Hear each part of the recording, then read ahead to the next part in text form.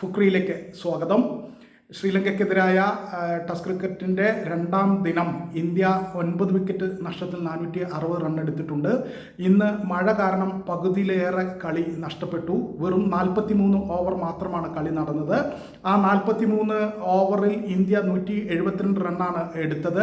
7 wicket നഷ്ടപ്പെടുകയും ചെയ്തു. ഇന്നലെ കളി അവസാനിപ്പിക്കുമ്പോൾ 2 വിക്കറ്റ് നഷ്ടത്തിൽ 288 റണ്ണായിരുന്നു ഇന്ത്യയുടേത്. ഇന്നലെ സെഞ്ചുറി അടിച്ച് ബാറ്റ് ചെയ്യുകയായിരുന്ന ദേവ്ദത്ത് പടിക്കലിൻ്റെ വിക്കറ്റ് 167 റണ്ണിന് നഷ്ടമായി. ഇന്നലെ പരിക്ക് കാരണം റിട്ടയർഡ് ഹർട്ടായ KL രാഹുൽ ഇന്ന് തിരികെ വന്ന് കളിച്ചെങ്കിലും 5 റൺ കൂടി മാത്രമേ അദ്ദേഹത്തിൻ്റെ സ്കോറിൽ കൂട്ടിച്ചേർക്കാൻ കഴിഞ്ഞുള്ളൂ. ഇന്നലെ 77 ആയിരുന്ന രാഹുൽ ഇന്ന് 82 റണ്ണിന് പുറത്തായി. പിന്നീട് ഋഷഭ് പന്ത് 39, ധ്രുവ് ജുറേൽ 51, മാനവ് സുധാർ 24 എന്നിവരാണ് മെച്ചപ്പെട്ട ബാറ്റിംഗ് കാഴ്ചവെച്ചത്. എന്തായാലും ഇന്ത്യ രണ്ടാം ദിനം കളി അവസാനിപ്പിക്കുമ്പോൾ 9 വിക്കറ്റ് നഷ്ടത്തിൽ 460 റൺ എടുത്തിട്ടുണ്ട്. അത് നല്ല സ്കോറാണ്. ഈ പിച്ചിൽ തീർച്ചയായിട്ടും നല്ല സ്കോറാണ്. ശ്രീലങ്കയെ സംബന്ധിച്ചിടത്തോളം അവരുടെ ലെഫ്റ്റ് ആം സ്പിന്നർ, ഇടംകയ്യൻ സ്പിന്നർ പ്രഭാത് ജയസൂര്യ 4 വിക്കറ്റ് വീഴ്ത്തി. മറ്റൊരു സ്പിന്നറായ നുവാന്ത 3 വിക്കറ്റ് വീഴ്ത്തി. ഫാസ്റ്റ് ബൗളർ അസിത ഫെർണാണ്ടോവിനാണ് മറ്റൊരു വിക്കറ്റ്.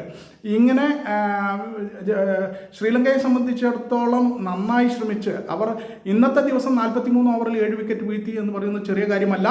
പക്ഷേ അവർ ഇന്നലത്തേക്കാൾ മെച്ചപ്പെട്ട നിലയിൽ തന്നെയാണ് പന്തെറിഞ്ഞത്. എന്നാൽ ഇന്ത്യയെ സംബന്ധിച്ചിടത്തോളം ഇന്ത്യയുടെ ബാറ്റർമാരെല്ലാം ഒരുവിധം നന്നായി ബാറ്റ് ചെയ്തത് കൊണ്ട് തന്നെ നല്ല സ്കോറാണ് 460.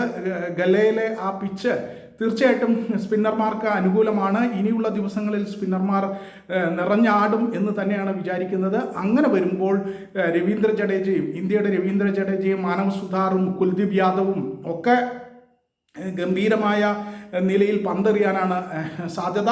ഇന്ന് കളി അവസാനിപ്പിക്കുമ്പോൾ കുൽദീപ് യാദവ് 12 റണ്ണുമായും പ്രസിദ്ധ് കൃഷ്ണ 1 റണ്ണുമായുമാണ് ക്രീസിൽ. എന്തായാലും അടുത്ത ദിവസങ്ങളിൽ കുൽദീപ് യാദവ്, രവീന്ദ്ര ജഡേജ, മാനവ് സുധാർ തുടങ്ങിയ സ്പിൻ ത്രയത്തിൻ്റെ ഒരു ഗംഭീര ബൗളിംഗ് പ്രകടനം ഇന്ത്യ പ്രതീക്ഷിക്കുന്നുണ്ട്. തീർച്ചയായും ആ പിച്ചും അങ്ങനെ സ്പിന്നിന് അനുകൂലമാണ്. എന്തായാലും ഇന്ത്യക്ക് മുൻതൂക്കവും ആധിപത്യവും നൽകിക്കൊണ്ടാണ് രണ്ടാം ദിനവും കളി അവസാനിച്ചിരിക്കുന്നത്.